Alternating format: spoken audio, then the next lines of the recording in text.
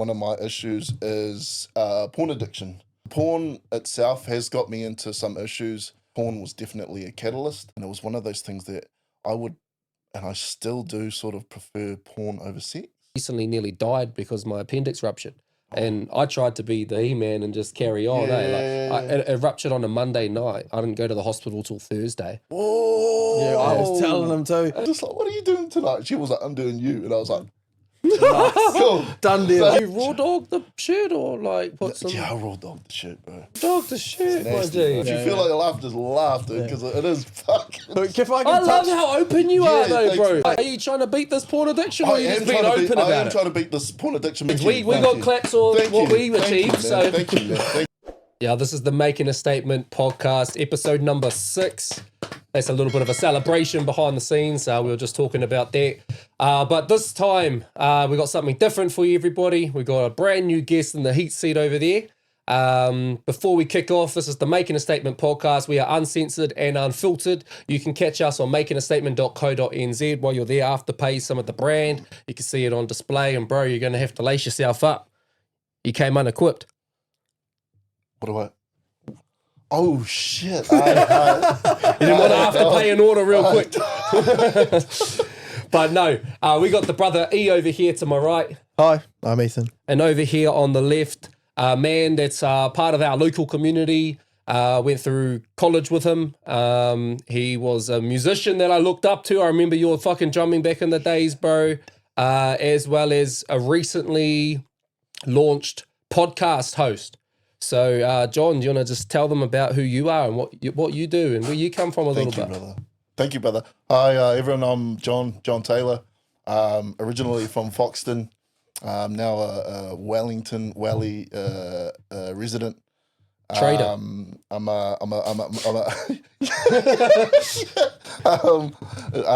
a builder by trade, and a novice podcaster, and I've just got into a little bit of game streaming. One of my favorite games to play at the moment is a supermarket game. Oh, yeah? You like make supermarkets. No, never heard of that concept. It's called Supermarket Together, and one of my little side quests at the moment is to make my supermarket unram-rateable. Oh, so yeah, that's something that I'm doing at the moment. is there like a point to the game? How do you? I haven't quite got to the actual point of the game because I'm not really a gamer. I'm not a gamer. But people are going to have to tune in and watch the game streams if they want to know more, right? If they want to see so this I'm just game. sort of learning as I go.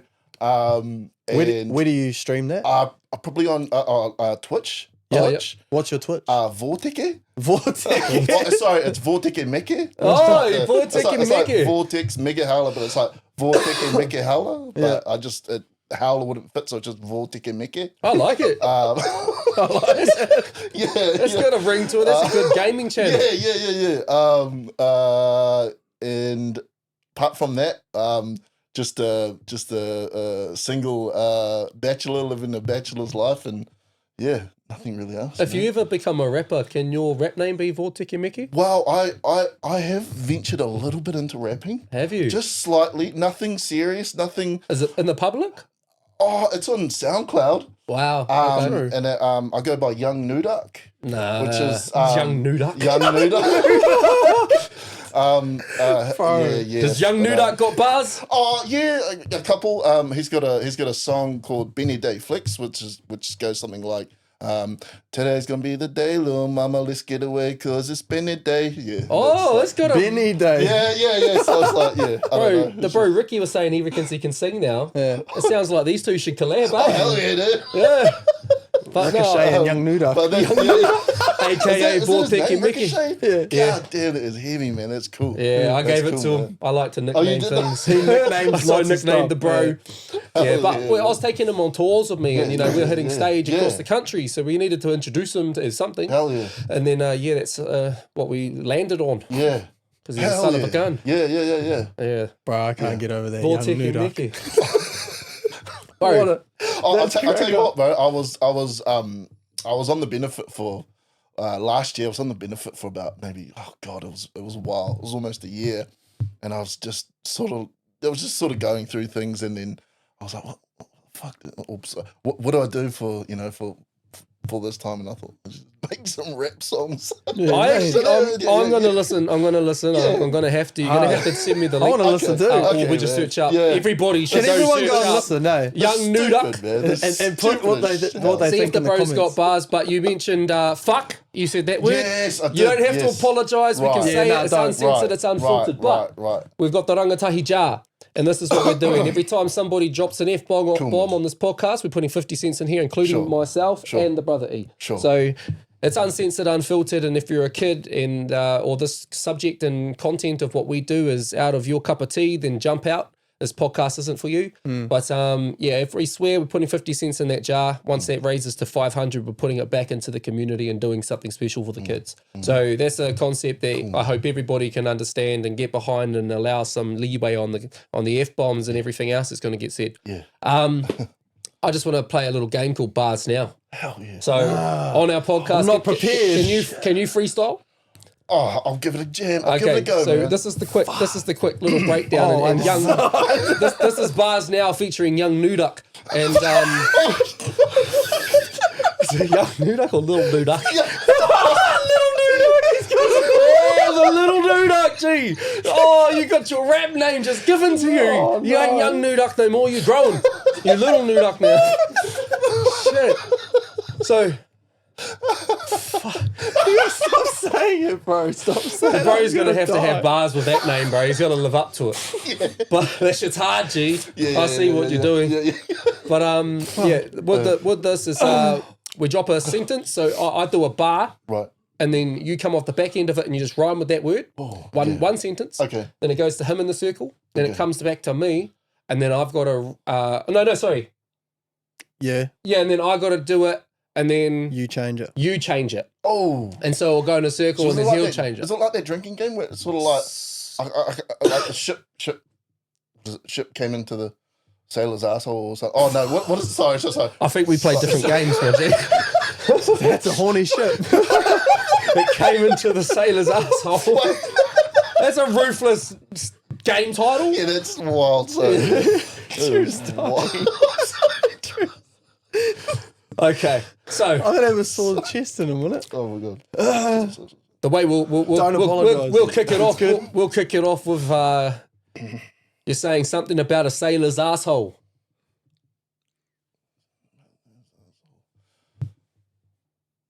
It's been a while since I drove the car though. I like it.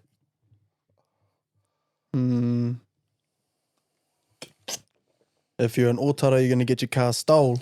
Oh! By some hood rats and ass. Oh no, we said ass. Hey, rascals. Rascal. Yeah, that's nice. So now that you flip it, Yep. so it doesn't have to rhyme. You got to flip it. Okay. Oh, It's like, I struggle too. trying to like look around just to find some sort.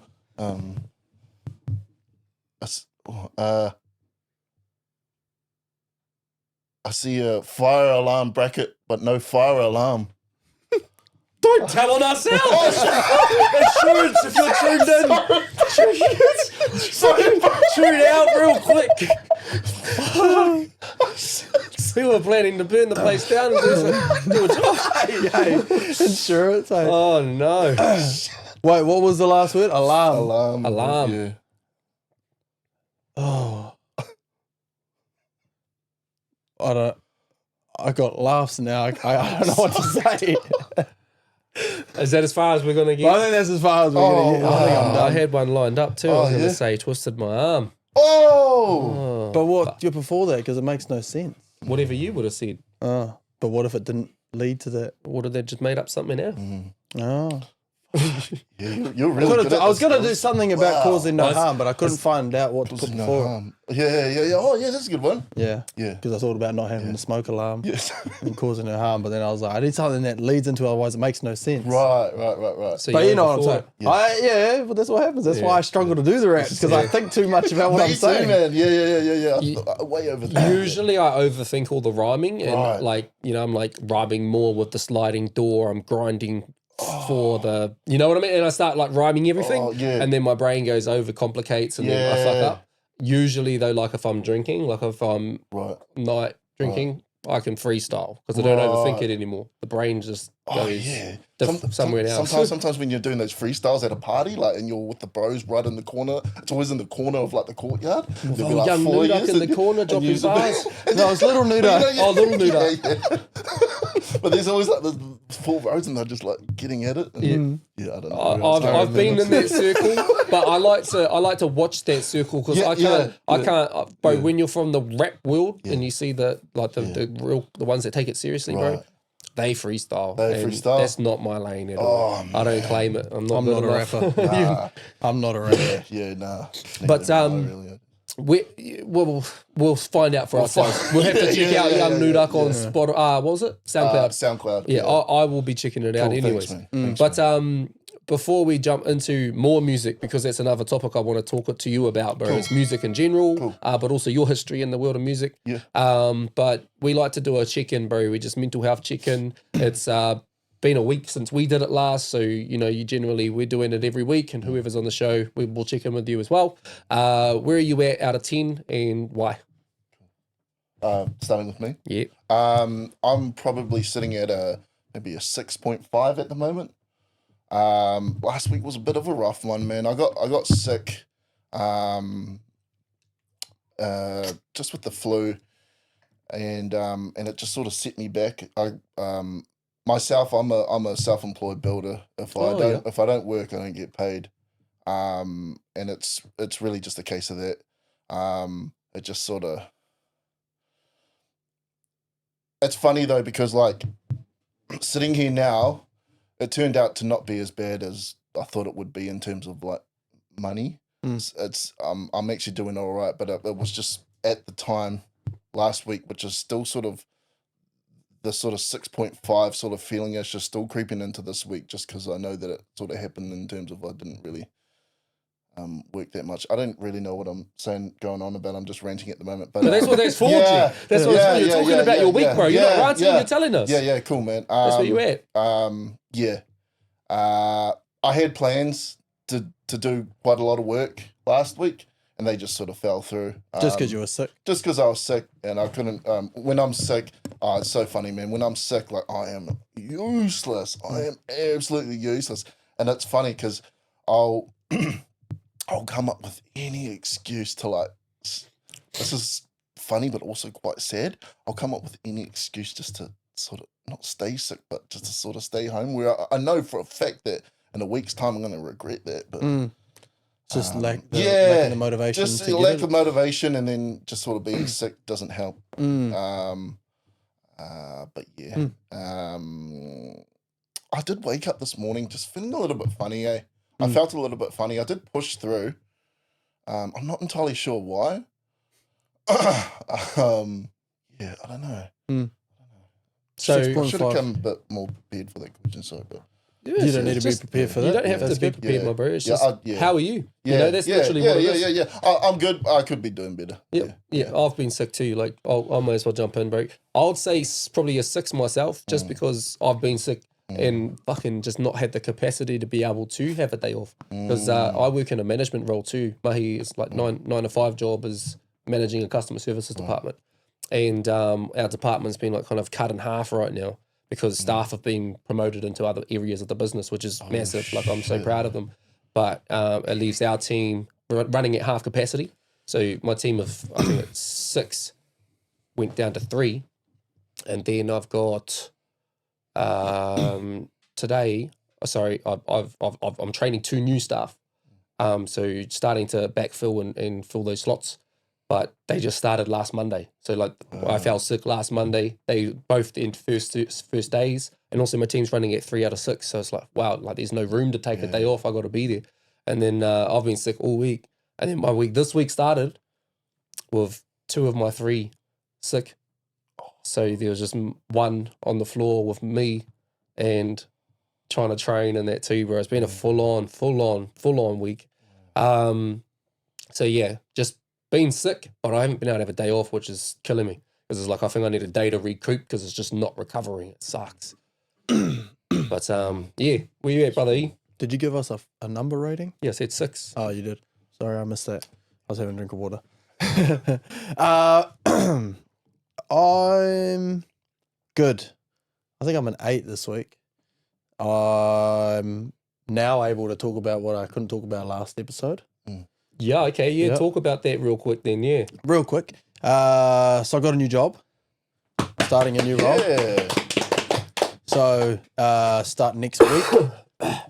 Basically like essentially running the business myself, which is kind of cool. Full creative development, that sort of thing. Yeah, so I'm in my last week. It's kind of been a stressful few weeks. Obviously, the last few weeks, my ratings have been pretty low because I've been stressed out trying to decide what I was going to do and that sort of thing. And I finally made my mind up last week, handed my notice in, had all the conversations that I was stressed out about with my boss and the new people and all that sort of thing. And now I feel like comfortable and settled. And now when I wake up in the morning, I'm like, man, like I know where I'm going to next. How did those conversations go? Oh, Like, you don't go into detail, but like kind of, was it taken well or was it, yes and no. Yes and no. He's always like, because I've always been pretty transparent with him. So, like, in regards to like being pretty career driven and that sort of thing. And when we had the discussion about where I would go next, there didn't seem too much like knowledge on where he thought I would end up and where I would be. And to me, that means I'm halted. So I needed to look at something else. And I just happened to have I got actually headhunted. I adjusted a couple things on my Seek account. And then I got 2 phone calls from recruitment agencies in a day. And I was like, what the hell? I just adjusted something and then so then... What have we like refreshed in the algorithm or something? I don't know. It was just weird. But there's not a lot of fridges in Palmy. So like, it just was one of those things that I just was lucky that I've picked a trade that was needed. What and do you do? refrigeration. Oh, yo. So, so got called from them. At first, I wasn't too interested, but I was like, I'll see. And then the offers just got better and better and better. And then I was like, man, I can't turn this money down. That's stupid. So I'm an 8 this week. I'm good. I'm happy. I feel settled.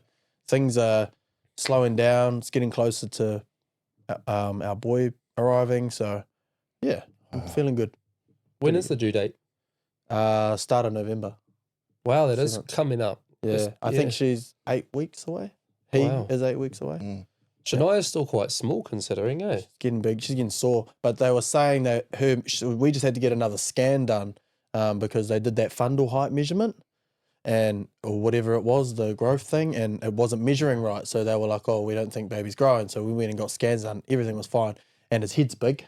So she just had to find out that his head was big, so that made her more nervous. But everything was mean, and she's like, can you just check that, what did she say? I made a joke out of it, but, she said, can you just check that it's a boy? And she's like, yep, there's his testicles, there's his penis, and rah-de-rah-de-rah. And then I was like, whoa, I look kind of big. She's like, yeah. I go, fuck, can't be my son then. Little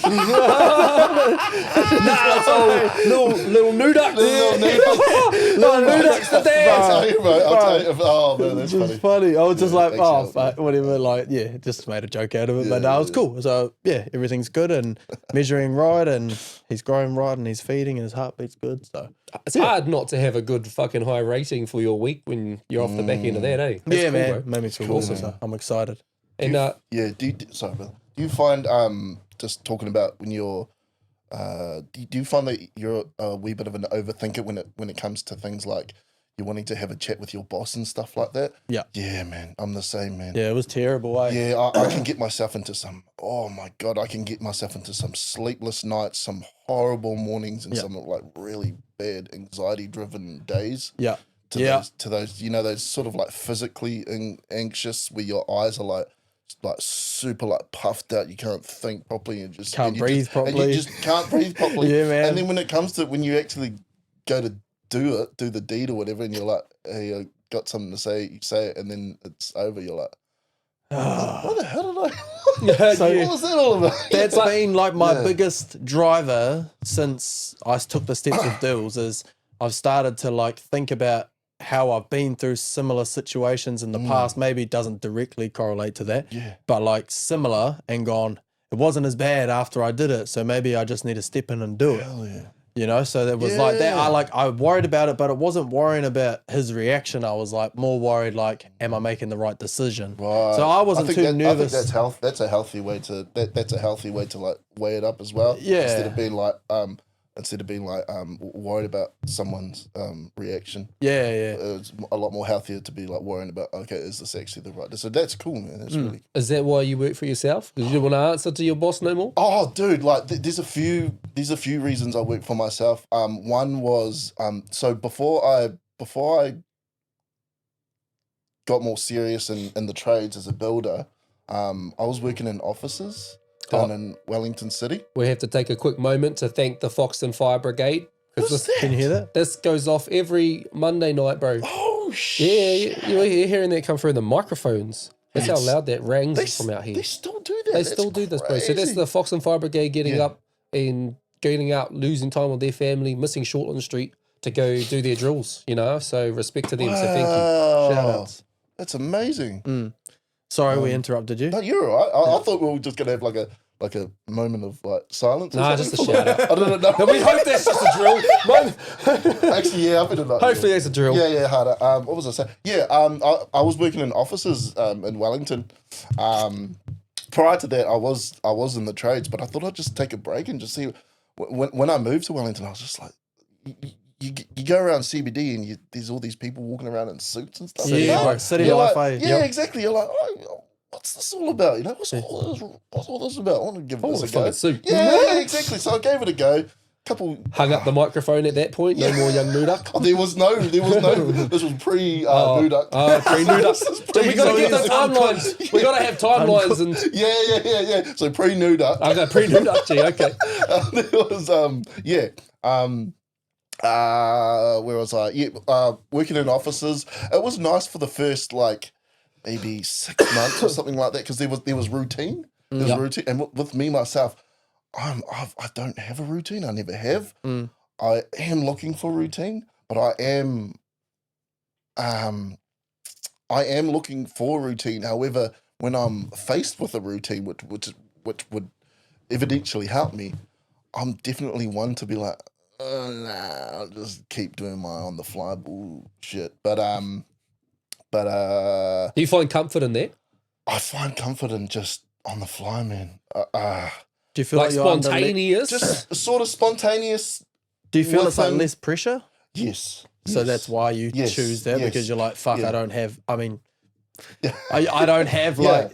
You know, I don't have to get to somewhere. I don't have to do this. I don't have to. You're like, that's literally it. And sort of like waking up in the morning, getting my work gears on, going down to Bunnings, and just sort of being on my own time for the most part. It's satisfying. Whereas, I don't know, working in an office or working in any sort of environment where you've got a boss, it doesn't help that I hate being told what to do. I'm the same. But I'm not argumentative. I'm just more of like a this sounds really shit, but I'm more like passive aggressive, which I'm trying not to be because it's such a flake out. Yeah, I know it's such a flake out. So I just like to just keep to myself. Which I am trying to change. Yeah, because it's that sort of way of thinking, that mentality has led me down some like really weird places. Just sort of being sort of happy in my own, comfortable. Or so you like to be, more like doing your own thing. I do.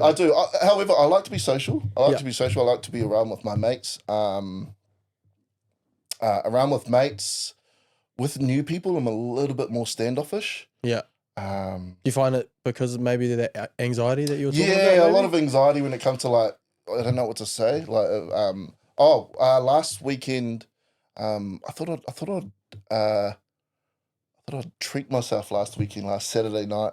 So I went out for dinner. It was all sort of a solo thing. Went out for dinner and I went to a little theatre show. Nice. And it was nice. It was nice. And then I went out into town. And I went out I was looking for a one night stand, really. Yeah. So I did that last weekend. I just thought I'd try a little bit of I don't know. Like I was just trying to change my usual weekends up. It's like the old school Adding way the of little meeting. theatre show to that in the mix is a strange concept. It was a weird concept when it was up. It was over in Bats Theatre over in just off Courtney Place. Sorry, oh god, that sounded horrible. And it was a weird little thing. It was like up in this like tiny little room, and like it was about 50 people in this tiny little theatre room, but it was really cool. It was like an improv theatre thing. Shout outs to those guys who were doing it. I actually can't remember any of their You're just enjoying it. I was just really enjoying it. They were just like, yeah. That sounds like a really that fits in with that spontaneous. Bro. That sounds spontaneous. It was just sort of like Did you get any? I did. I Well, there you did. go. I did. It's like the old school way to meet people, Exactly. rather than That's using Tinder. Exactly, because But there's other girls out there looking for the same thing. You just got to find them. Exactly, and I've tried that, and I've tried the dating app things, and they, oh god, they are horrible, man. It's just a lot of just like chat. To nothing. To nothing, but not that I'm in a rush. Not that I'm in a rush. Well, I kind of am because I'm male, but no.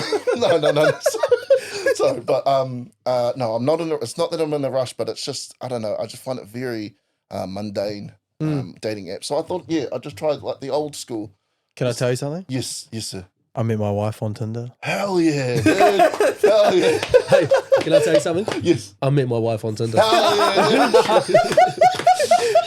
Legit though, but That's funny, this was lockdown period though, same. and that was a bit different. Both the same time.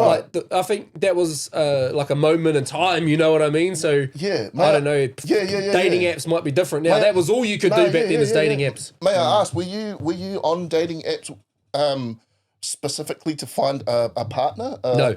Right. Nah, it wasn't.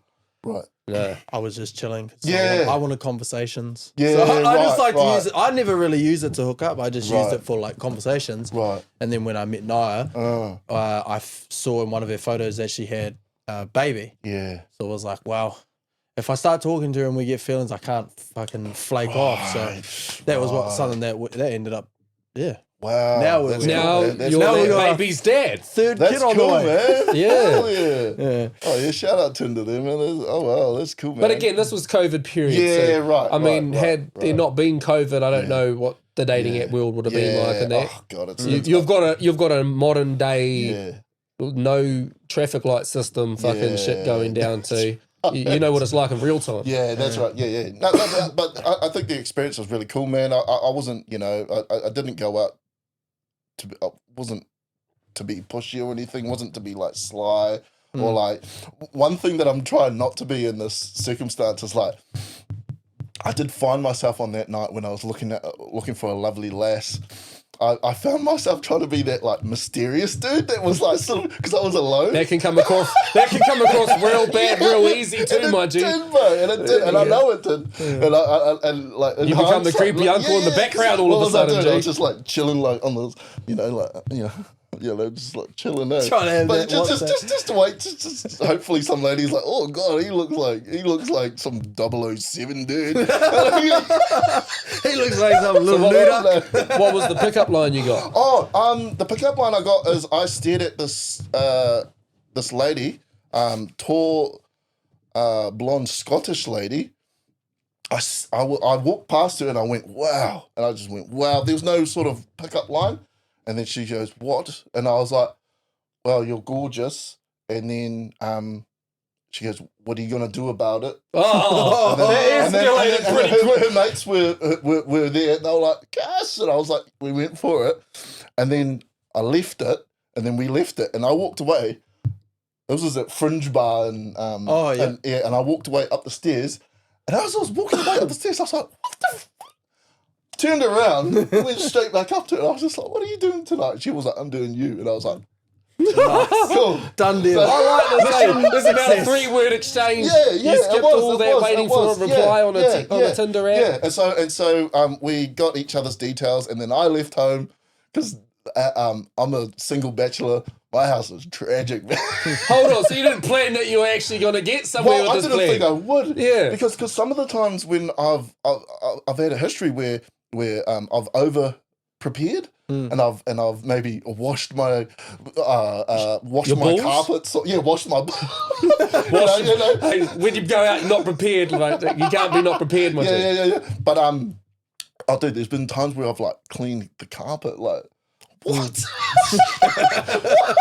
And it hasn't been cleaned since the last time you thought you were going to get something. Exactly. But in this case, I thought I'd maybe just spruce the place up a little bit, put some lights around, you know, and then I sort of stayed up until 3 a.m., 4 a.m. morning, and then she rolled around. Yeah, and we had chatted. And you're only a 6.5, so she can't have been that great. Hey. No, so this was Don't out him she like was that. prior six. She was not The last week week. before. The week before. Oh, so we Yeah. missed Last you. We got week you on you the were wrong at week. Last week you were at a 10.5. Yeah. Ah. Oh yeah, dude. And I just man. And I just and I got like a big pay that weekend as well. It was cool. Yeah. And then and he got laid. That was really nice. And she was leaving as well, which was cool, man. Like it was just like one of those little just a little It arrangement. sounds like a rendezvous. Is that the it was word just a for it? little Is a rendezvous the Yeah, word? just a little safe, consensual rendezvous. Yeah. Oh, well, congratulations. Thank you, We thank got you. claps on Thank what you, we thank you, achieved. man. So Thank you, man. shot, my bro. Yeah. We've got to actually touch base with the Cuzzy DJ TeeJay and see how you've been for the week that's been, yes. my G. Kia ora, my name is E DJ TeeJay, aka Cuzzy Trev, aka Millie, whatever you want to call me. Yeah, my week's been pretty good. I would say I'm a 8 as well. My body feels like a 2 though, but that's only because of work. Yeah, just working. That's it. Yeah, You nothing can't top the weekend that spontaneous. John had. No, I can't really. Oh, actually, no, I did. yeah. On Saturday, I took my girlfriend to Little Savannah, and that was pretty good. That was Nice, bro. That's my Nice. favourite restaurant. Honestly, What is that's- that place? Oh, it's Palmerston Palmy, North, bro. yeah. I think is it South African? Oh, yeah, South Africa. South African No cuisine, way. bro. And That's it's really the good. best, the toppest of all qualities. Oh, I'll just say, Number one. Little Savannah is a traitor because when the All Blacks and South Africa game was on, every staff member was wearing All Blacks. There was only no, one that's a Bro, person that's who was because wearing. some shit can kick off otherwise. Yeah, eh? yeah, Like, yeah, bro, I had to go do history, security yeah. down at McDonald's on Courtney Place, bro. Yeah. And that was literally the night of a All Blacks game.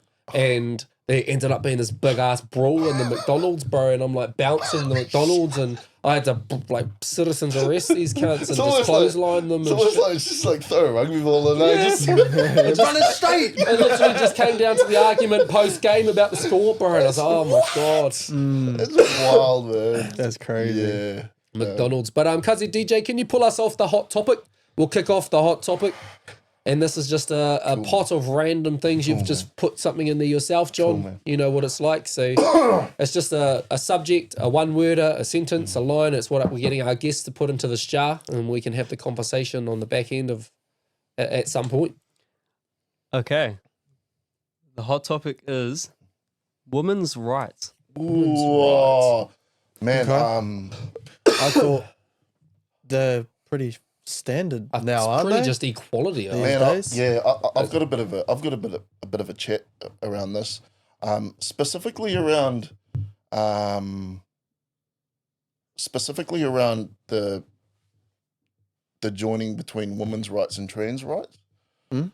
I don't know if you guys have been looking or hearing too much about it. Me myself, I don't really have an opinion about it because it's not my world. Yeah. But it has been enough for me to sort of think once or twice about it. Specifically about the cancelling of J.K. Rowling or Joanne Rowling, the Harry Potter's Harry right. Potter Yeah. author. Why cancelling? So back in 2020, there was a wee bit of a witch hunt for her. She was. Now what happened? There was a workplace somewhere in London, and they had just authorized some sort of policy where if a man said that he was a female, he could use the women's toilets. Now, it might not be as brash as that. I'm not entirely sure. And there was a lady who got fired for disagreeing with that, which to me is sort of fair enough. But in terms of that's a woman's space. Yeah. And Joanne Rowling, J.K. Rowling, she goes by as her pen name. She stood with the lady, and after that was just pretty much just shunned by the trans community. Just Yeah. as a bigot. So like that cancel culture. Yeah, as a bigot, which is to me that's not what a bigot is. I feel like on that situation, in terms of like, say a male said that he was a female, he went to females, they're all stalls, so they're shut off. Right. Whereas if it was a female saying she was a male coming into males who are in urinals, you can all see, you know, if a female's coming, I mean, some males wouldn't care, but I can see that because it's less private. Yeah. But in the females, I mean, they're all kind of in their own cubicles, so I mean, it shouldn't really affect anyone in the big scheme of, if you know what I'm saying? In the broader scheme, I understand. But I definitely understand like them being like, well, this is the female's toilet, so unless you've actually had the surgeries, like I sort of see got, both parts. Yeah. Oh, sorry. I sort of got saying cotton sorry onto to it. yourself. But bro, I said bless me to myself. I said bless you to myself a couple days ago. I was crazy. Bless you. I've been single for way too long, man. This is wild. But I got cotton onto this by this podcast that I was listening to. It's not like one of these podcasts. It was more like a heavily edited podcast, which is a lady. I won't go too much into it because I can just butcher. I just butcher shit. That's what I do. That's what I do for a living. I just butcher shit. But the podcast is called Witch Hunt of J.K. Rowling. I highly suggest people to listen to that. Yep.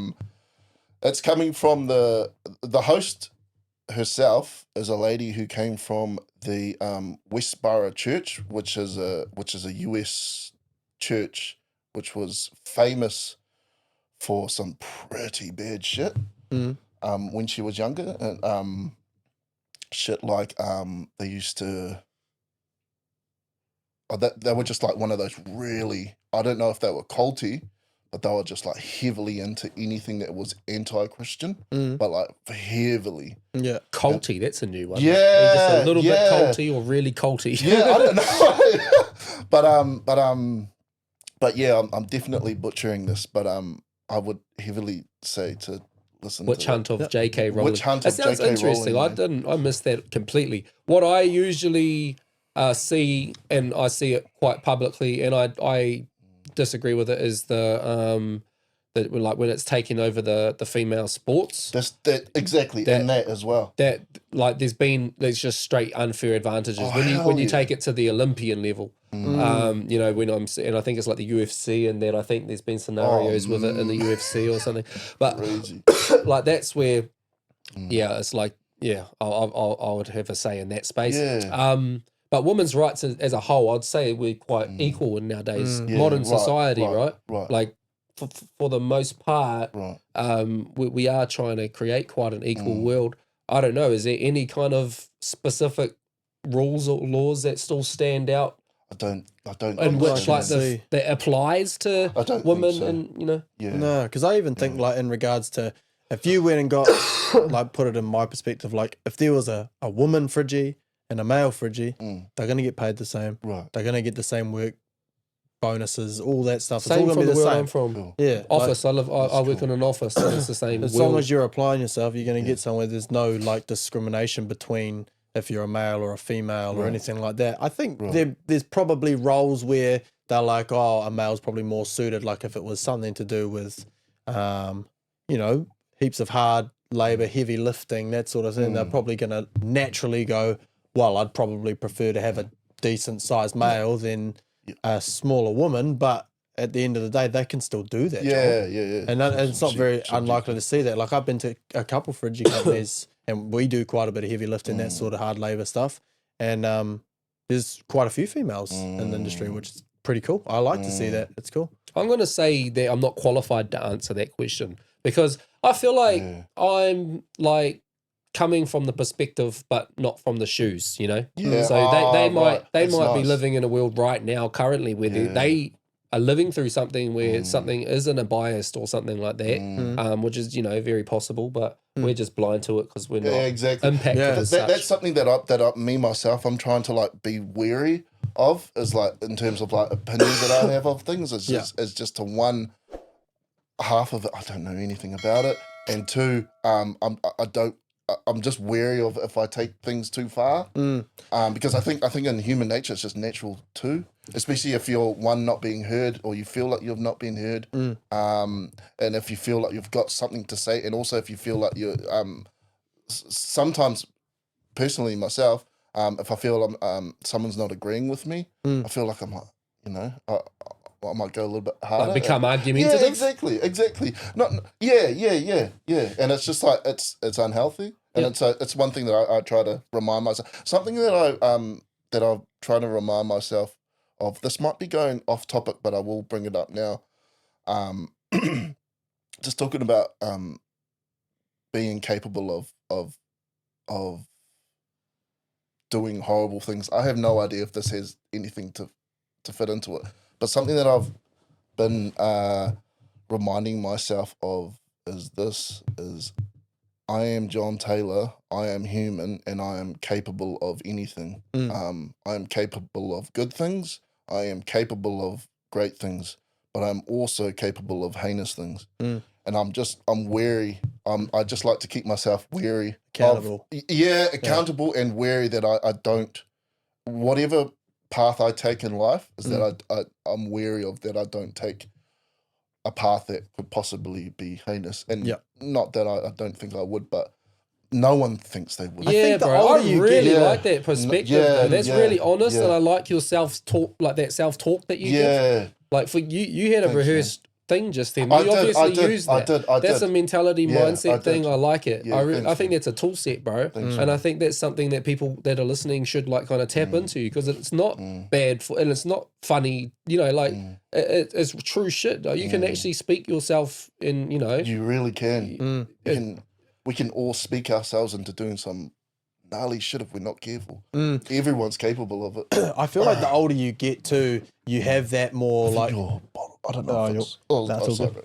I feel like you have more like sense of awareness the older you get. Like I've started to notice, comparing to when I was young, the mistakes I would make, or the decisions I would make, whether they were mistakes or not, weren't really thought too much about. Whereas like the older I'm getting, I think way more about what it could do, what it couldn't do, where it could get me to, where it couldn't get me to, all that sort of stuff. Like that's why I think it takes me so much longer to make a decision, like in regards to the job. Like when I was younger, if I got offered a job and it was, more money, I'd go, oh yep, I'm going to take that job. I don't even care. But now there's like, I got to think about every single little thing that might be changed from the job, how much time it's going to take off my life and all that extra shit. I think it's more I feel like the consequences. I feel like the older you get, the more naturally accountable you get because of that. The frontal lobe. They say your frontal lobe, which helps your with your decision making. I heard you talk. Someone was talking about it in the podcast last time. About the frontal lobe. Yeah, I think you don't get it until males don't get it until like 25 or something. Really? Like that. It's like is it your conscious? I think so. Yeah. No, not your conscious. No, I That think doesn't sound right. just Your something- conscience. I don't know. Something to do with your decision making. But something. Wild. yeah. So your little speech that you just gave. Yeah. How long have you been using that? Probably like 4 days. I don't know. I think the speech itself. I think the speech itself. Yeah, I think I may have came up with it like 4 days ago. Fuck it, you're onto like something on there, my dude. Saturday or something. Yep. I just did like a little solo episode. I haven't released it yet, but I did state that on there. While we're talking about that, you want to tell us a little bit about your podcast? Yeah, man. What you do? Yeah, I'd love to. Thanks, man. Yep. So the podcast is. Sorry, hold on, bro. That was some deep ass shit, bro. That was philosophical. I'm like, wow. Like my next follow up question was like, what's some examples of moments you've used this to like change your life fucking paths, bro? And it was 4 days ago. How much life changing decisions have you done with that? We have to wait till next. I might not have changed at all. No. So the podcast is On the Rails podcast. It's just sort of like a showcase of my life at the moment, man. It's I wouldn't say it's off the rails. Like I'm okay. On the rails. It's it's there are a few things in my life that I'm just trying to sort out, and I'm just trying to in some ways trying to get some aspects of my life back on the rails. It's a little bit of a double entendre or whatever it's called. Rails could be meaning that, but a bump of sugar. A bump of sugar. Yes. Sugar with a cup of tea. And specifically at the moment, it's one of my issues is porn addiction. I read that in the email. Thanks, man. It caught me off guard. Yeah. And then I went and watched your podcast, and I kind of got a little bit of more of an understanding on it. But if you want to touch on it, yeah. You Like, ask Wade questions as well. Like just talk on that. What you've just said. Obviously, you're quite open about that. Yes, and that's something that you've spoken on your podcast. But for somebody who hasn't tuned into your podcast, what's your little, I guess, history or background in that sense? So the porn itself has got me into some issues. So my last relationship ended not because of porn, but porn was definitely a catalyst. Was it like a hidden thing? It's sort of like a hidden thing. There's been times where it's funny, man, because like porn, when I was in a relationship, I would watch it vigorously. And it was one of those things that I would, and I still do, sort of prefer porn over sex. Okay. And I think that might even stem to just that whole thing Anxiety? of wanting to be alone. Right. Okay. But not always. Yeah. So when you were watching it alone. So you weren't like bringing it into your sexual stuff? Nah. It'll be more like. Did you ask if you could? No. Why didn't you just I think ask it was that? more like He wanted it to be It was more like a shame thing. Oh, okay.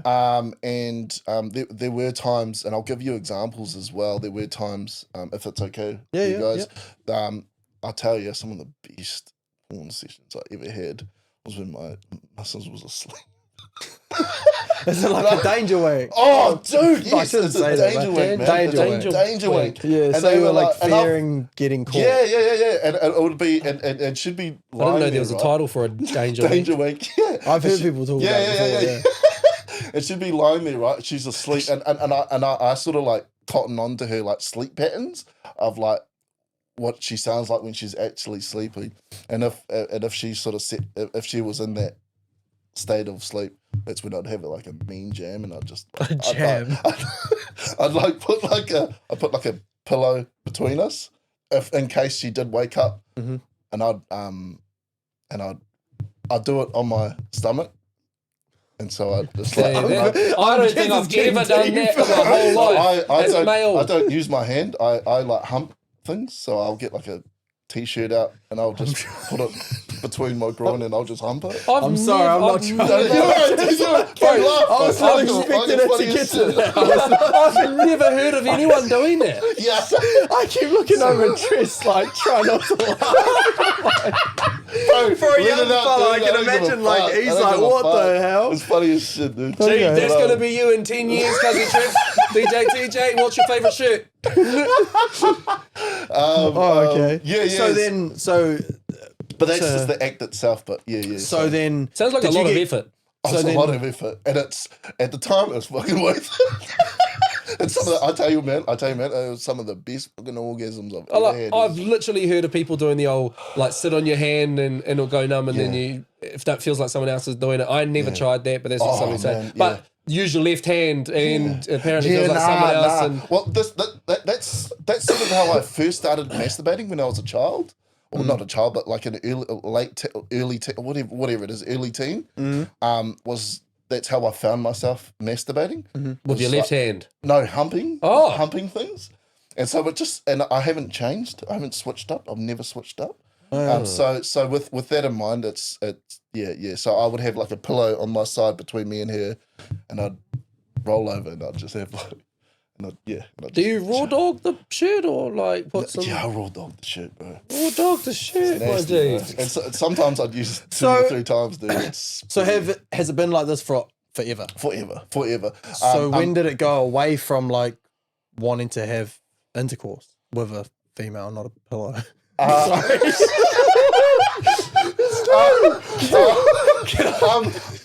tell you. I'm glad you're laughing at this with us. I am.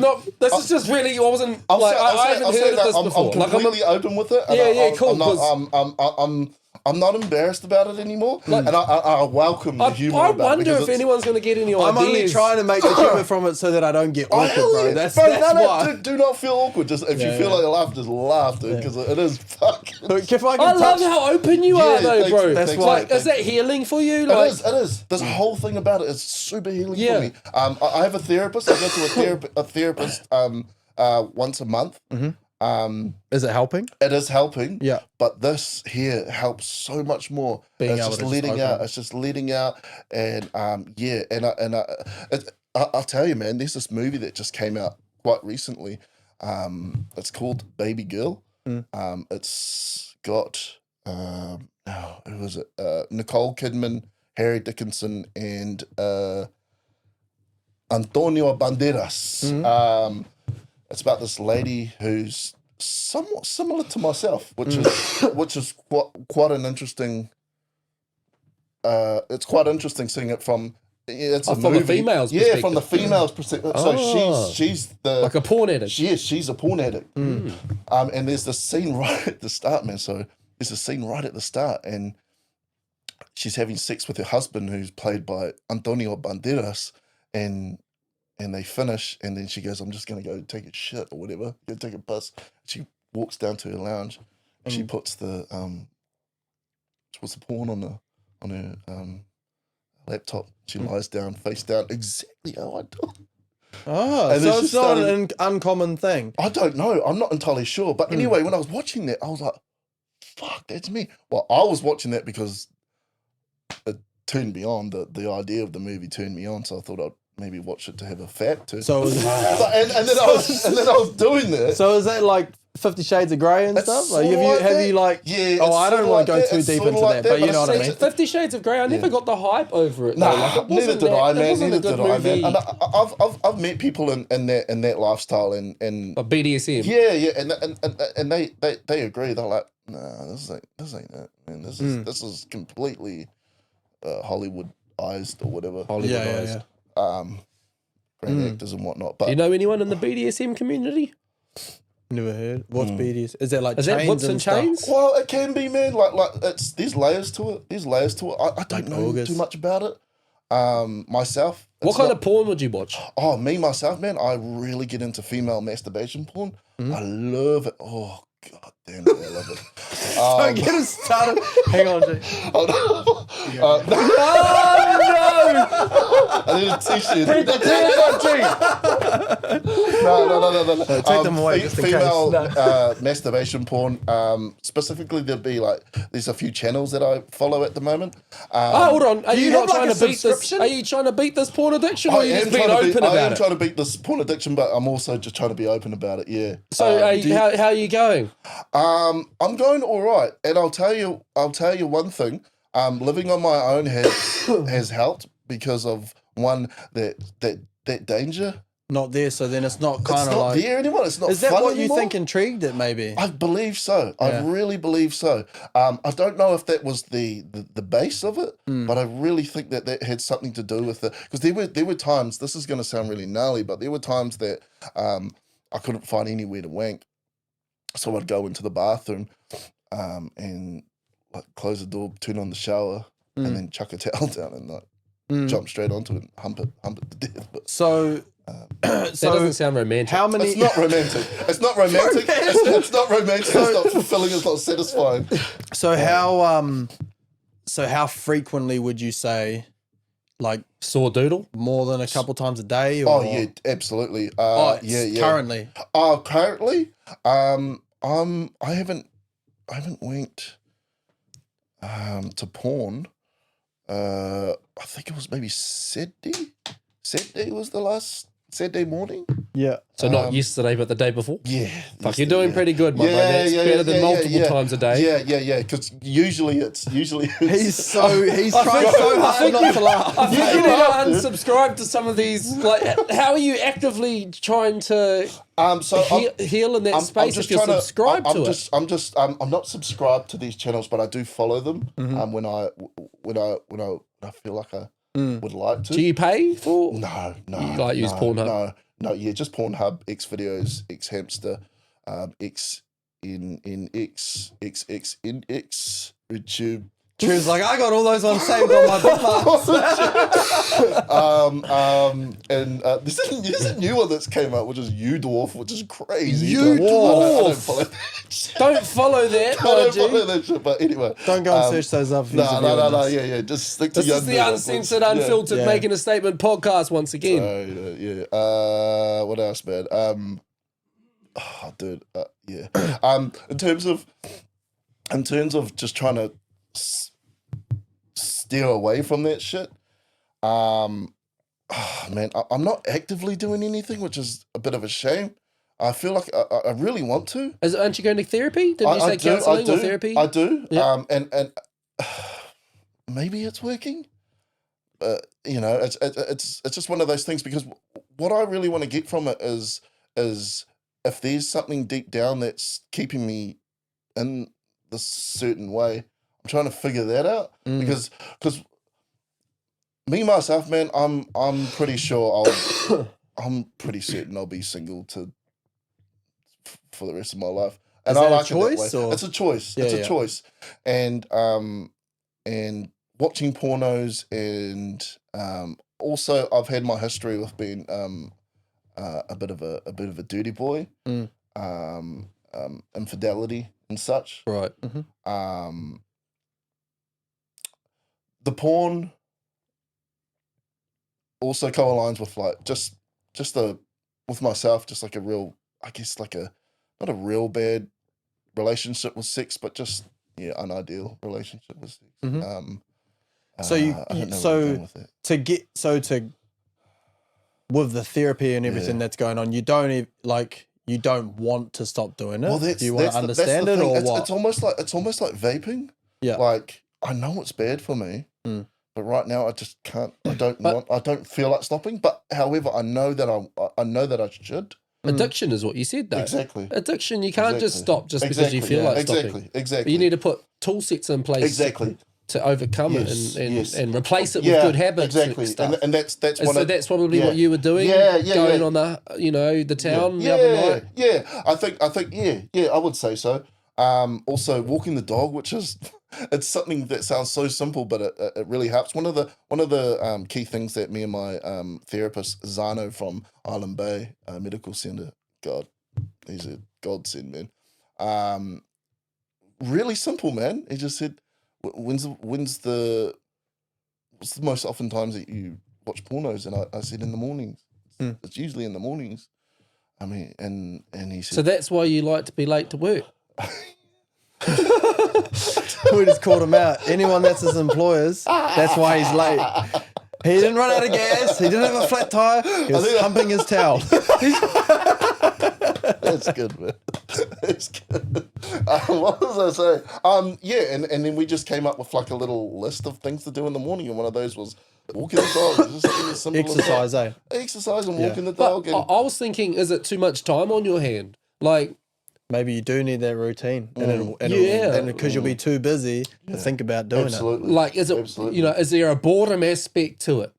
What should I do? There's I'm not definitely doing anything. I may as well. There's definitely a boredom aspect to it. There's a boredom aspect. I have issues with intimacy in terms of being intimate with with women that I love. Which is a funny little thing, man. Like when I'm dating a girl, like, we could have some amazing sex, and as soon as it crosses like a line or a threshold, in terms of if we move in together, we're hearing each other fart or whatever, poo or whatever. It's almost over for me. I'm just back to the porn, and then I'll just keep that a secret until the very end, which is a shame. But there's probably a lot of people that are similar to that as well, though. It's probably not as uncommon as you think it is. You're gonna try to get into this on Wednesday. It's like a AA session, That'd be cool. And I thought saying that'd that be though, like it's over sexualized. The world is over sexualized. Absolutely, Like 100%. fucking every time I'm on Facebook and you're scrolling, the next minute there's like fucking bra and undies for sales. And dude, that's how it starts. I'll be doing so good for like 4 days or whatever, 2 days, whatever, and then I'll be like, yeah, cool, and then I'll be scrolling on Instagram. Boom, there's a chick in Lululemons, and I'm like, fuck. Off I go. They're like those little butt cut shorts that like They're like hug onto the sportswear ass and cheeks. stuff. Oh, yoga pants and stuff. Yum, Like man, scrunchy but- pants. Yeah, scrunchy pants, man, and that just sets me off. And then I'm like, oh well. See that, and Get the so t-shirt that's out. almost exactly up the alley of what I'm actually talking about, though. Yeah. Like, if you're into gym content, Yeah. you can't watch gym fucking videos Yeah, without right. bullshit being intertwined all through it, where it's exactly. nothing to do with actually Exactly. gym. It's, you know, Oh yeah, man. All your these girl's camel algorithms toes in the fucking phone screen, and it's like, get off Yeah, my man. shit. Yeah. Like, I actually hate that, bro. Oh, It pisses yeah, me man. off because Yeah, it's all just done to glorify, you know, To get eyes. Yeah. views. what's That's it called That's for the gram and all that kind of vibe. Like, it's For the thumbnail, frustrating, bro. Yeah.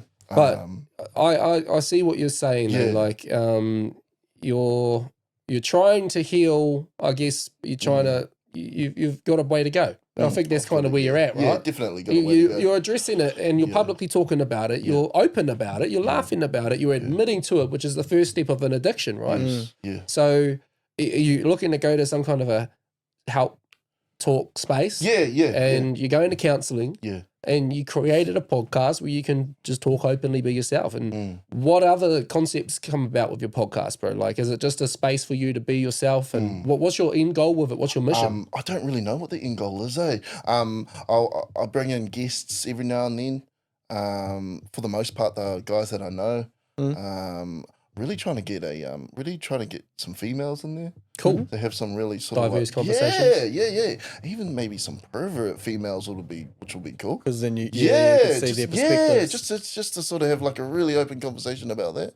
That'd be interesting. Yeah, actually. that'd be really, yeah. If you pull that off, Yeah. send us the link because it Yeah. sounds like it'll be fun. All right. Hell yeah, dude. We'll We'll probably just swap masturbation stories and it'll probably just end up on Pornhub. And then you might find your true love. Yeah, exactly. You were talking about I might be single for life next We're minute. both like, You're just Well, like, to think, there probably is females that are very, very similar and Absolutely. doing their own. Yeah. And then it could be almost Yeah. like. and then you can watch both porn be with your missus. Bro, that sounds like life goals for you, That relationship is my goals. life.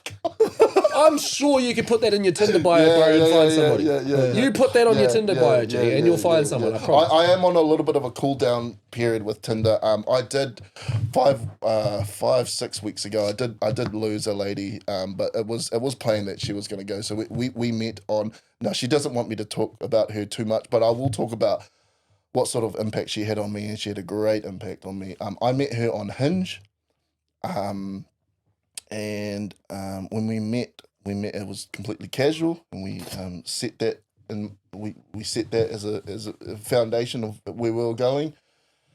But we hung out every weekend until she left. She said she was leaving in early September, and then it came to early September, and she left, and it was really nice. But I didn't actually know where I was going with that. Where did she leave to? She moved down to Wanaka. Oh, Down okay. south. Beautiful down there. Yeah. You stay in Yeah. touch? We do, man. We do. Yeah. She had a quite a in our short time together. She had a quite heavy impact on me. It was like a real. She's an English lady.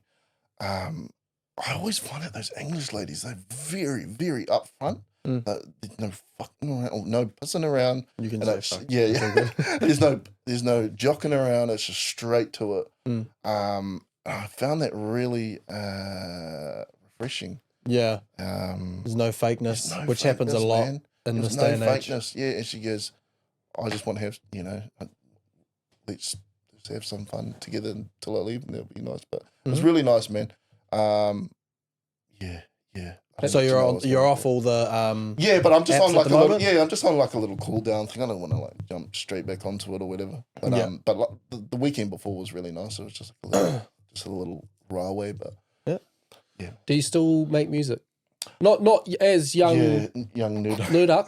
No, as a drummer, bro, because you're a part of a metal band, bro. And I used to listen to your band in schooling days. yeah. There used to be a lot of parties at your house, bro. Holy shit! Like I'm talking I knew you were gonna bring 14. this up, I'm yeah. talking 14-year-old me, bro. I don't know if how much you remember me at your parties No, being the I don't, age I that we don't, were, but bro. yeah, I but like wouldn't, yeah. 14-year-old me on the piss at your parties, G. Like your parties were off the hook, G.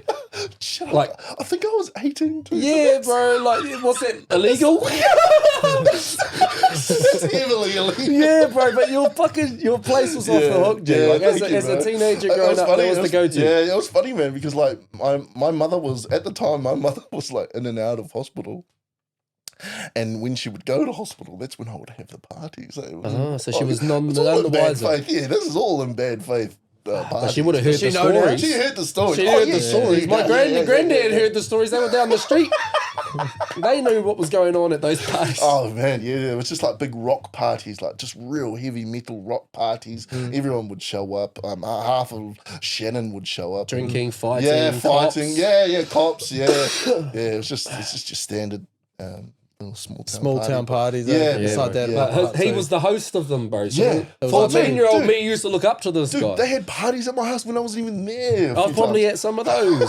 'Cause I was usually there with like Chris Brooker, bro. Hell yeah, dude. And Chelsea in Yeah, there. yeah. Me and him went on a fucking bender down in Christchurch like 10 years ago, actually. Chris Brooker. That was a long time ago. We told his flagpole story on the podcast. Oh, yeah. Hey, you dude. weren't supposed to say his name. Oh, shit. You said on the episode you wouldn't say his name. He You just commented straight on up. the video. Oh, did he? His brother tagged him, G, and he commented, "Shout out Chris Brooker, my bro. Yeah, I hope crack your piece is functioning." We just still don't know if he has any kids. Does he have any kids? I don't know. Oh, no, he doesn't. No, he doesn't. He doesn't? No, he I doesn't. haven't kept up in touch with him, but Those are some wild days, though. But were from some those wild days, you were the drummer, bro. And Yeah. I remember your double kicking, G, and I used to just wow. listen to your drumming, bro. Like, yeah. was it I All My haven't- Prey? Was All that My the- Prey. That's it. bro. Wow, you remember? yeah. Do you know Nathan? Nathan James?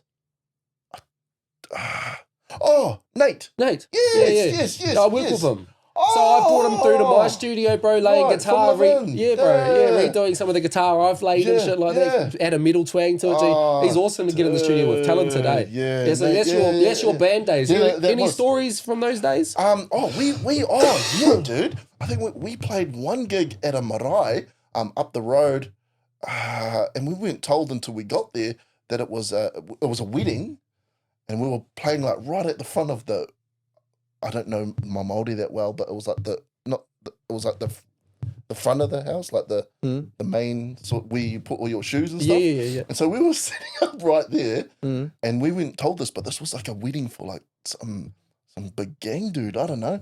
Mm. And so we got there, and then the guy's like, "Yeah, this is for whoever." I'm not. I've never been up in the sort of who's who and who's what. Mm. And then I think Mitch Queedy was there. He was like, "Oh, that's yada yada yada of yada yada yada," and I was like, "Oh no!" What the hell? And they were like, and we had to play. Their entrance song was "One" by Metallica. Right. Man, I tell you, man, it was beautiful when the bride and groom came in and everyone was wearing their vests and stuff and all their big colours, and I think it was Nate. Even he opened it up with I don't know if you've ever heard the song "One" by Metallica. Yeah. He opened it up, boom, boom, Yeah, boom, boom. Man, I was like, whoa, this is cool. And you just see all these like all the colours and all the big vests and stuff coming down. And I was like, wow. But that was probably one of the most memorable gigs. And I think we played that song, and then we played like a really heavy metal song afterwards. And I thought we were going to get stabbed for that, but Was it all well received? yeah, it was absolutely well received. I loved it. That's And I was cool. just like, this is cool, man. And because me myself, I've never really been ever exposure to to people in big vests with big bikes and stuff like that. So I thought that was really cool. That was really memorable, man. And and just apart from that, just those big house parties, man. They were so cool, man. Some of the most fun parts were just setting up the place. It's kind of when I was coming in here, you were like setting up all the, all the gears and stuff. That was like most of the fun part. And then when the liquor starts pouring and stuff like that, it's like Yeah, man. But yeah, man, those were the days, man. I used to be the party thrower in Upper Hut. Oh, Anyone really? from Upper Hut's watching, they Hell probably came to yeah. some of my parties. Yeah. I had my 17th, I think it was. I had at my dad's house. I'd only known him for about a year, and I was like, "Dad, can I throw my party here?" And he was like, "Yeah." I was like, "How many people?" He goes, 60. And I managed to push him out. I got him up to 100 on the night, bro. We had probably 400 people show up. Project X. SWAT, bro. No, we lived in a cul-de-sac, not SWAT or whatever it was, armed whatever it is, defenders. yeah. Bro, they fucking come up the street. There's like fighting out on the street. We got everyone in there. So you know how on Project X, how everyone had to be quiet? Yeah. So we had a big tall gate around the whole thing, around the whole house, and there was, bro, people everywhere, in the house, in the shed. The whole fucking place was full of people. And my mum was like, I'll go out there and talk to the police. So she went out, talked to the police, bearing in mind the whole cul-de-sac was still full of people as well. It was huge.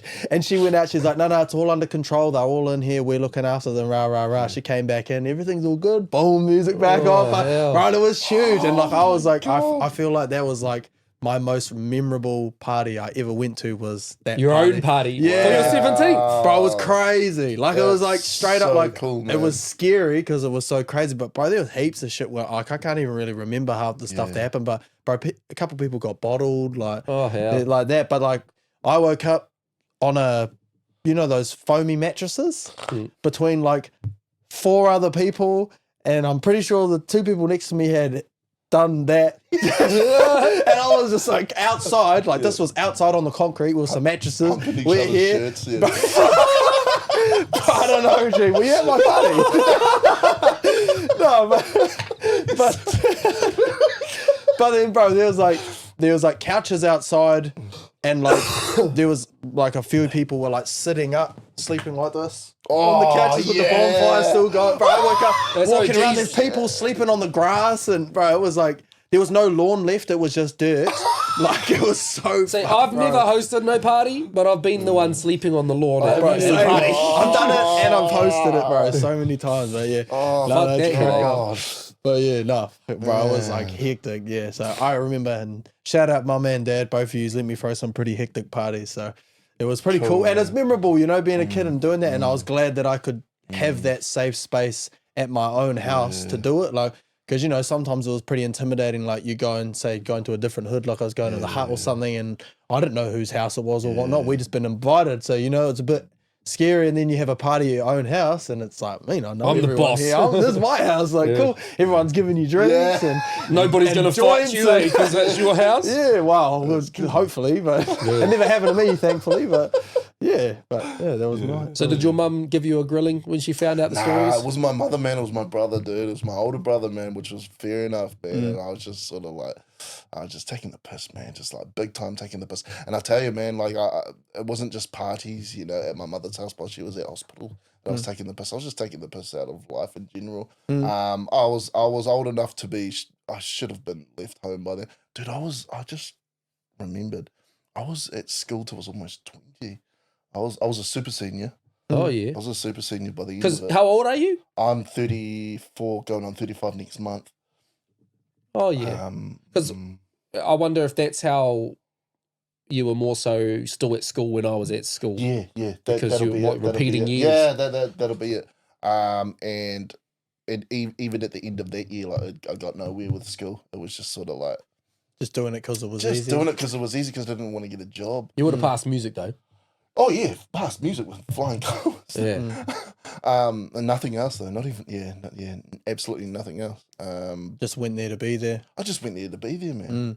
And it was just like I wasn't ready to grow up, you know. Yeah. And part of me's still not ready to grow up, which is sad. But It's true, though, bro. Like, I look at myself and I'm like, fuck, like, this is it, though. This is old. This is middle age. Like, this ain't no fucking young adult shit anymore. This is yeah. this is middle age. Yeah. I remember the first job that I got in Wellington. It was like washing dishes or something. Over at the old Fisherman's Table on Oriental Parade. Yo. Yeah. And I was walking out in the front of the restaurant, topping up the salad bar or whatever. And I remember this, like, I was 21, 22 at this time.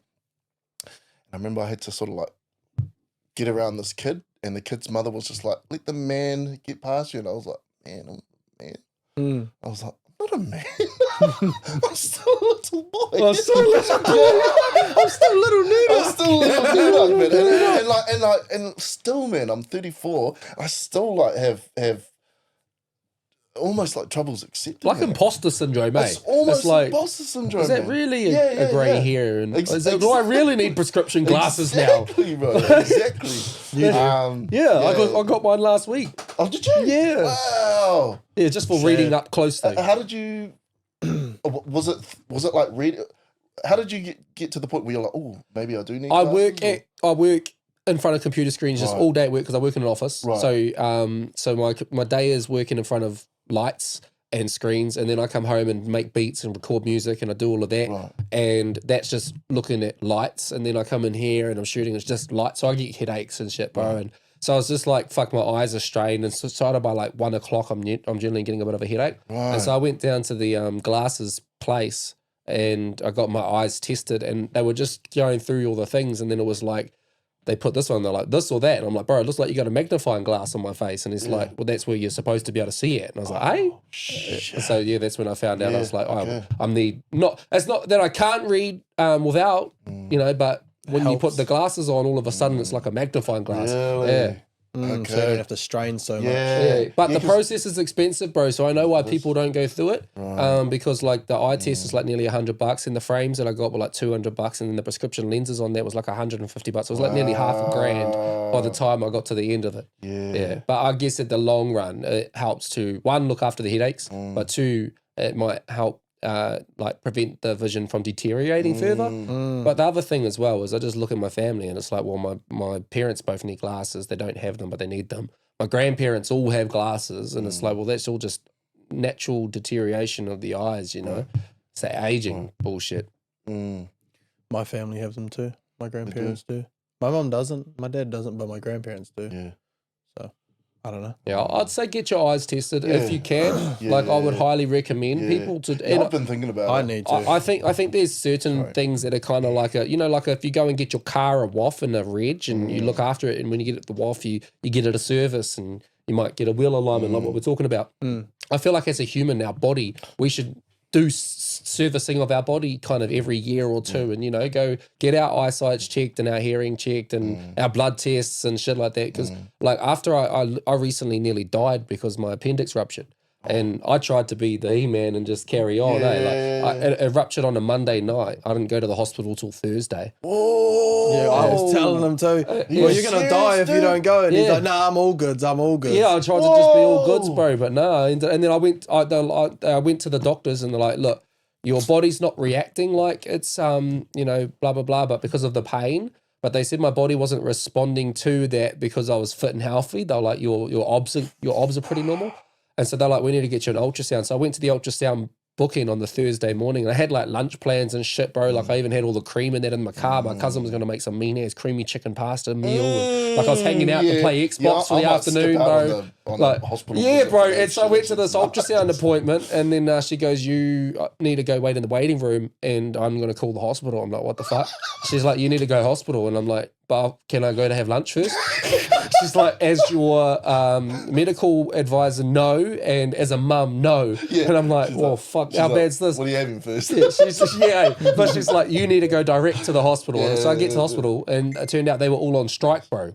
The doctors were on strike. And so it was the one day of the year that I got admitted that I couldn't do anything. So I was like prioritized as for the next day. Right. And it was supposed to be an hour surgery because they thought it was just appendicitis because of how it's handling it. And then they got into me, and it turned into a 4.5 hour surgery or some shit. Wow. Because like my pus and shit and that was all through my stomach, and they said I was like on the brink of sepsis and like I was gonna die. And I was like, holy shit. So ever since then, I was like, well, I'm not He-Man. I'm not invincible, bro. Because after I got off the back end of that surgery, like I was fucked, like mentally, physically, like it destroyed me. It was rough. The recovery process was ugly. And so, ever since then, I've just been thinking on like, get your eyes checked, get your hearing checked, and get your blood tests and get your fucking whatever else you got to do. That's so true, man. Service your body. That's so Look true. after it. Yeah, me myself, man. I'm one of those guys. I wait till like the worst case scenario to like actually sort something out. Yeah, which is shit. Like I don't know. Like sometimes like if it's like if it's like just anything like that, I'll just wait till it's like the worst case scenario. Then I'll be like, okay, time to sort something out where it should be like instead of being like reactive, it should be it might be a little bit better to be proactive in that. 100%. I Bro. do But the I think same. that goes back to your same thing of you like a spontaneous schedule. Yeah, dude. Yeah. For me, I'm like, I love a structured Yeah. schedule, and I was like, Yeah. the hospital's not in it. Like, Yeah. that's not. I've got podcast on Monday. There's no I've got Yeah. to do studio session on Yeah. Tuesday. I got to mix this album. I can't be hospitaling. Right. It doesn't fit yeah. into my schedule. Can't be hospital. I like Fuck that. that. Can't be hospitaling. Yeah, that's funny. It's true. But before we wrap up, bro, one of the comments that I thought was really powerful, and it was actually like, I'm looking forward to bringing you on here so you can see behind the scenes of what we're doing there, is you reached out and you said that I guess the seed planted for you to do what you're doing in the podcast space. You took some inspiration from me, right? You said, I did, I man. saw your podcast when you first initially ran with it. Yeah. I seriously did, So, man. Because do you want to talk on that? Yeah, absolutely. But I didn't think it was. I thought you had to be like, like this, like well-known person, like yourself. To like start doing a podcast, and then you did it in a way that was like, it just seemed so achievable. And I was like, fuck, that'd be cool to give it a go. Mm. And I only thought like people from like America or like, or Hollywood or anything like that, or people with like a background in some sort of entertainment, like those people that go on like those silly little love shows and stuff, and then they come out and then and then they start a podcast or something like that. Yeah, And I then actually know exactly what you're talking about. and you just made it like, and I was just like, whoa, and I was just like, I want to do that because I've always wanted to maybe just have a little chat to anyone who wants to listen. Yeah. But I just didn't really know where to start or what to do. And then when the idea of a podcast came around, and I was like, yeah, hell yeah, yeah, man. And when I first started, I didn't know what I was looking for, so I went online, and I was just find a studio, and I found a studio in Mount Cook. Shout outs Matrix Digital in Mount Cook. They sort of started me off. It was a little bit more than what I thought I was getting myself into, because I knew for the first couple episodes I was going to use a studio because I didn't know what I was doing. I didn't know what gear I needed. I knew nothing about computers. Absolute novice. Except for how to find porn. Except oh, dude, I tell you what, man. You want? I'm almost like a drug dealer for porn. Like, you want it? Come, yeah. Find the piece of shit Mitzi Triton that's probably parked. Yeah. Anyway, I don't know where I was going with that.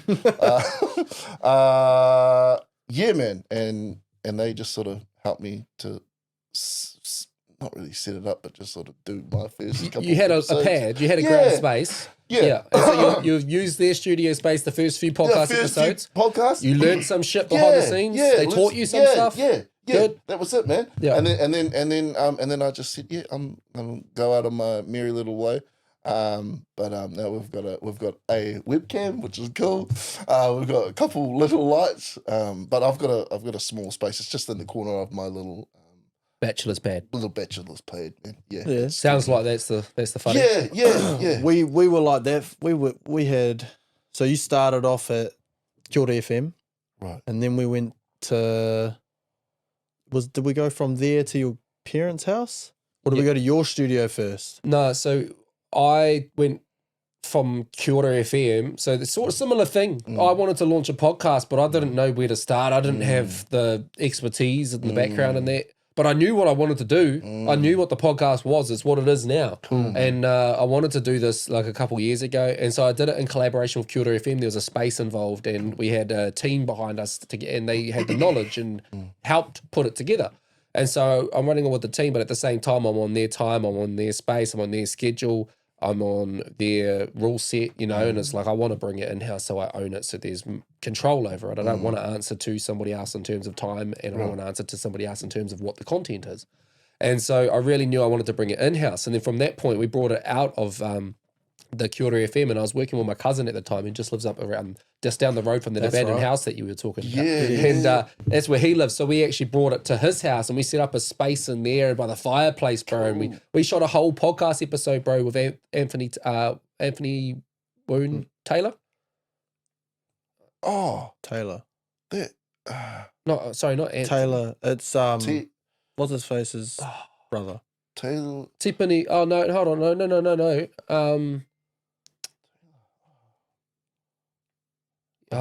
His name's Taylor. Yeah, Sure. Is it? yeah, He yeah. works So we at Manawatu College. yeah. So we shot a whole episode, and I think we ate some chicken feet too. Hell yeah. But yeah, we ended up scrapping it because like I'm like perfectionist, bro, and I'm like I'm looking at what we had compared to what we had and to what we have now, and I'm like, this isn't it. Yeah. So we end up moving that space, and I set up this space in my parents' shed, which at the time they were all for bring it in house and you can control it in here. So I created like this bricking backdrop and shit, and like set up one feature wall with like all my posters and that for my show. It fucking looks cool, bro. It's like Tech Nine's up there, and I've opened for them. So the posters on display, and I've performed at this lineup and this fucking festival with these groups. So that's all on display, and that's what I set up in the corner.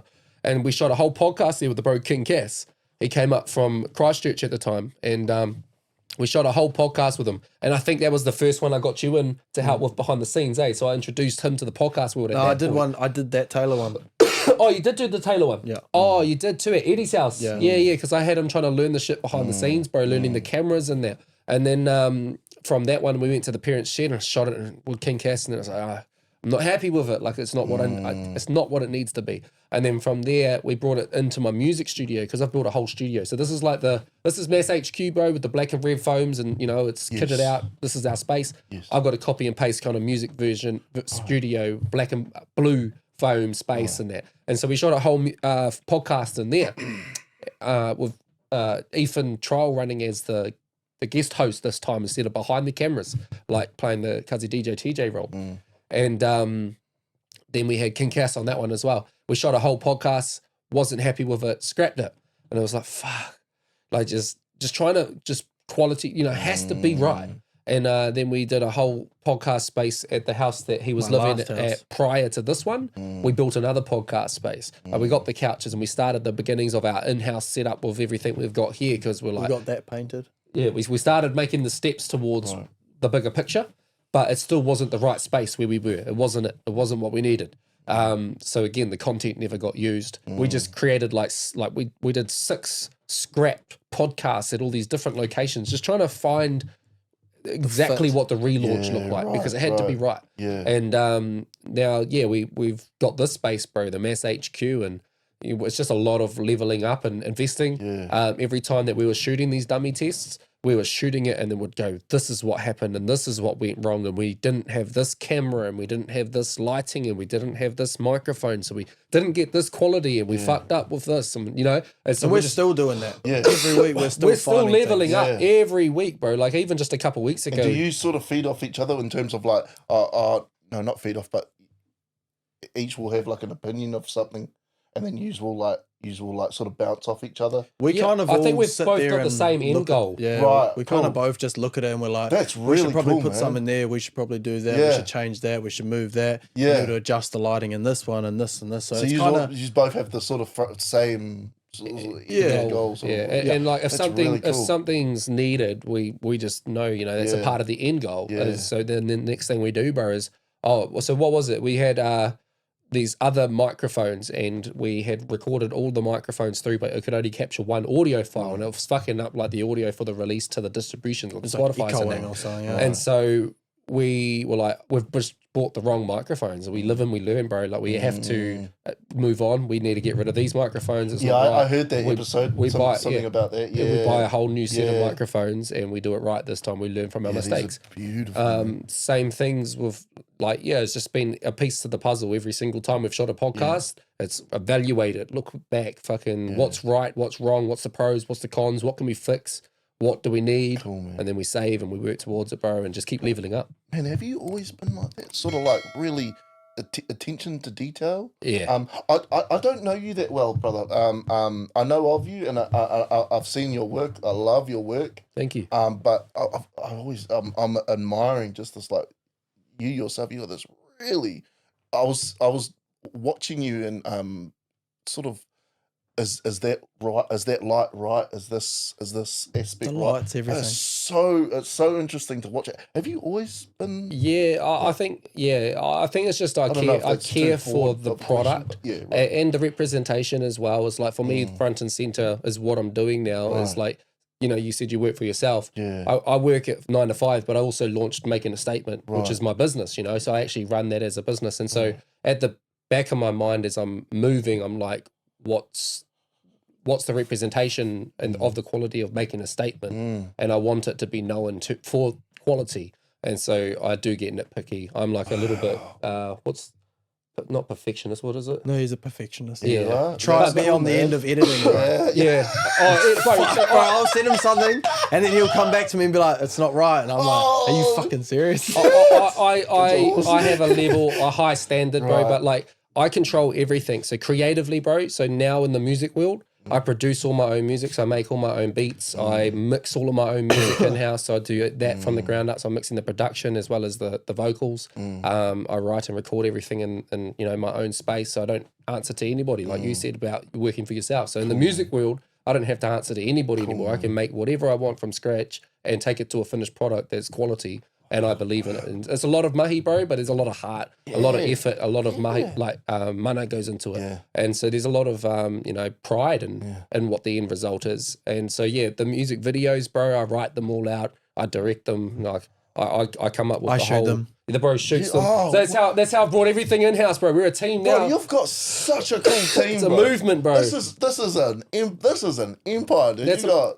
Thank you. The bro over there, he's just manning the hell out of that. He's also making a statements DJ, bro. So we tour. He knows my set, bro. God. He jumps up on the decks. He drops my whole set. Dude, yous are We're a powerhouse, bro. bro. Making a statement, taking over the music wild, industry, G. man. The clothing business, bro. absolutely- This is for sale on the main street of Foxton, Yeah, bro. it is. It is. You can walk into a shop in Foxton and buy my gears. It gets printed wild, here and made in Foxton, bro. Yeah, man. So yeah, I've worked really hard behind the scenes to get to where we are. But the thing is, it's almost like I keep saying, what everybody's seeing now has been like years worth of mahi. It's just pressing play on it, you know. Let's flick the fingers, and now all of a sudden everybody can see what we've been doing, the hard work. But in terms of that, like I'm glad, bro. I'm happy that you've come on and been our first guest. In terms of an external guest, we've had the bros on, we've had my granddad on, we've had you know, our people on, King Cass on, my artist, and we haven't had that opportunity to really go and now seek an external guest and bring somebody on. Yeah. And when you reached out to me, I'd already seen your podcast launch and that. I seen Hui share it and say that, and Hui is somebody's like a brother to me, bro. I've got so much love and respect for him. And he shared your podcast, and he said, "This is probably the first podcast I've watched from start to finish." I said, "Fuck, that's saying something if it's got his attention." Thanks, man. And so I went and watched some for myself. Yeah. And then you reached out to me and you said, "Hey, bro, like XYZ about how you know, how do you do this?" And you've actually inspired me. What do I do here? And how do I do this? And I thought I had respect for you for actually wanting to ask me questions and approach me, because for me, bro, everybody that messages and reaches out to me is from the music world. So they're messaging me like, "Bro, how do I do this? And how do I make beats? And how do I mix this?" And they're from a music world, but nobody's really seen me in that podcast space yet. Right, So I think you're one of the first people that's reached out. And That's cool, man. not necessarily because like a lot of people have reached out to me like, "Hey, I want to be a guest on your podcast." But it's like anybody's reaching out saying that. I know you want your 2 seconds of fame on the hot seat, but you reached out, bro, and you asked for advice. And shit. And I was like, fuck, I respect that, because thanks, it made me feel like, okay, I am somewhere in this space. Like, you know, I'm working hard in this world too, not just in the music world. And so to be seen in this world was quite Yeah, man, you're really like in terms of your like communication style. I think I might have brought this up to you over like message or something. You're really flowy, and it's like you're really, God, everything you say just is clear. Me myself, I'm a shit communicator, man. Like, I use a lot of arms. I use a lot of, You'll get better. Arms, yeah, I was like that. heaps, yeah. I was like that at the start. Yeah. Because I really don't like talking But to other people. but I really look up to I look up to it, man. It's just cool, dude. I'm honestly, man, I'm really honored I'm here, bro. It's really cool, bro. So what did you think of your first sit down in kōrero with the Making a Statement Oh, bro, I podcast? loved it, man. That's cool. As soon as I walked through the door, man, it's cool, man. It's amazing, man. Thank you, amazing bro. setup, amazing team. team, amazing chats. It's I'm really honoured that I've been able to be open with you guys. That's cool. And with your fans and with your followers. Cool. Yeah. I'm really keen to do it again. Awesome, man. because there is a leadway from that. Like I said, we'll bring you back if you're keen to absolutely, jam some 21 questions and jump on for a break in the stigma, which will give our guests that have tuned in for this podcast episode the opportunity to ask some questions. Yes. And that will be in a live setting. Great. So Cool. we could run that back and plan that for a love to, date, man. and that will be another branch to this. I'd be absolutely honoured. Cool. The Vorteki Meke. Vorteki Meke. Little nudak. Little nuda. But if we had to say what's one thing you're grateful for in the last week? I know, we'll say the last 2 weeks. Last 2 weeks. No, I'm just joking. I was just saying. We know what you're grateful for. No, but for the last week. For the last week, I'm really grateful. The last week, I'm really grateful. Oh, I'm really grateful for my new tires. Oh yeah, Mate, keeping you safe on the way up here. Yeah, man. I got some new tires on my ute, and they eat up Red Rocks, man. The Red Rocks. Over in, Island Bay. Four-wheel It's like drive. a 4-wheel drive thing. It just eats it up, man. It just chews it up. So I'm really grateful for that. I'm not a big 4-wheel driver, but when I am driving on some sort of terrain, it just feels really good, man. And it's one of those things I had put it off for some time. I got to the point where the tires were like, oh God, they were like as smooth as that, man. That was pretty bad. They were almost like anti-tires. It's like negative tires. But I'm really, really shout outs to the guys at Car Tech, there you go. Car Tech in Island Bay. How much did it set you back? 1,025, which For is what? There must be some for big four. tires. Okay, Yeah, nice. big tires. But Good investment. yeah, man, great investment. That's something that I'm not afraid to spend money on. Is vehicles. Yeah. And things that get me from A to B. I'm not a big car person. I was listening to the episodes where you got into a little bit about your cars and stuff, but I thought that was pretty cool. But I'm not a bit of a car person, but I'm really grateful for my tires. Grateful for your tires. I like it, bro. That's different. That's nice. Show appreciation. They keep you safe. Yeah. Brother E, what are you grateful for? I'll be grateful for probably the same thing I said at the start. New beginnings. I'm excited to see where I get to the next time we sit down for the episode. Well, it'll be my last day. Next Monday is my last day, so we'll be You'll be filming on my talking a last podcast day. after you just walked out the door Pretty much. with Justin Tamihana. Yeah. Fox so- and Community. That's who we've got coming on this next week, Monday. So if you want us to ask any questions, let us know. So yeah, I'm grateful for new beginnings. New Beginnings. We actually I titled the last podcast New Beginnings. Yeah. This might be New Beginnings Part 2. Maybe. But what would I be grateful for? I'm grateful for my new staff because, man, they're fucking learning so quickly. It's making me proud, eh? Like, I'm like, wow, you guys are really taking a duck water in this role. And I can just see a bright, pathway for them because, like I said, in my department, people are getting promoted out to it because it's a feeding ground into the rest of the business. As an office, my department doesn't necessarily need a strong CV with like X amount of experience and that in this world. So they can get it in as a foot in the door, like an entry level role. And then I get like pride out of promoting them through the business and upskilling them in that. And so I can already see that in these new staff. I think they're going to be awesome. Cuzzy, DJ TeeJay, what are you grateful for? I'm always grateful for opportunities that come towards my way.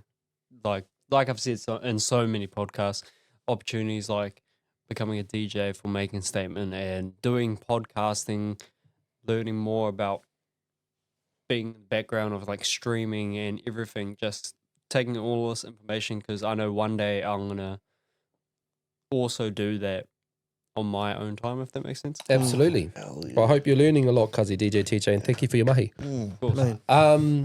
Just before we wrap up, John, I want to know how much are you paying? How much were you paying for the studio space in which you were shooting the podcast out of? Yeah. So that was pretty hefty, eh? That was, I think it was like 400 a session. An episode. An episode, dude. Wow. Yeah, so it was pretty hefty. no other comment really. Yeah. So I was sitting there kind of weighing up like what's motivated you to kind of step it out and bring it all in house now. So financials would be some of the reasons. I wanted to do it each week. Yeah. So every Friday is what I'm aiming for. Yeah. Yeah. So if they want to catch you, John, where do they find your podcast? So it's at the moment it's YouTube on the Rails podcast. Should be pretty easy to find. Yeah. I think there's a couple that are like off the Rails podcast, but I haven't found any other one that's on the Rails podcast. I think there's like a train themed one, which is pretty cool, but I don't think it's on the Rails. I think it's just something about train rails, but which is pretty cool. On the rails where the conversations are off the rails. It's definitely. And then also on SoundCloud. SoundCloud. On SoundCloud, Young Nuduck. Yeah, Young Nuduck. That's on, bro. Thank I'm gonna have to hear some of that. I'm gonna see Young Nuduck's bars, G. Make sure you guys check him out. It's complete rubbish, but it's you had fun. I had absolute fun. And Young, what was it? Vorteke Meki. If they want to watch you make supermarkets. Yeah. Watch me make supermarkets that are non-ram rateable. Yeah, unram rateable. So if you think you can give it a go. I need to show you. I need to show you my song Perspective. Oh right. Yeah, and then you can take that away when you're making your supermarket. You'll think about my song. Hell yeah. But anyways, John, thank you for coming on and joining us here at the Making a Statement podcast. Thank you. Before we sign out, we are makingastatement.co.nz. Go and grab your apparel. We got this up here. That's our gear. We can get it on the main street of Foxton now. Proud as fuck to say that. I'll put money in the jar for that one, Rangatahi. And we'll come back to you next week. We release a podcast every Sunday night at 8 p.m. So stay tuned and stay supporting. Over here, we got... Bye. I'm Ethan. Gonna happen as fire by fire. There ain't nobody putting it down. I'm holding it down. No common grounds. I'm making a statement.